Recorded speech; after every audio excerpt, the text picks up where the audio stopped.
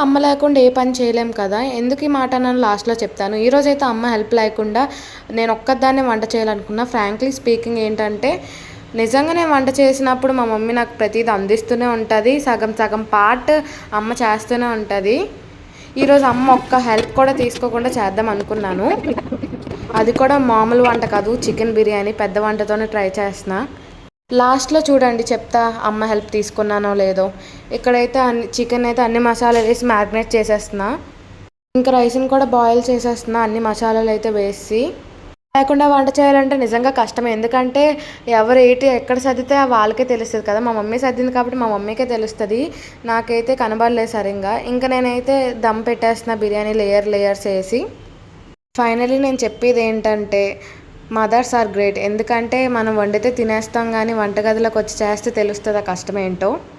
సరేలే ఎలా చేశాను కామెంట్ చేయండి. బాయ్.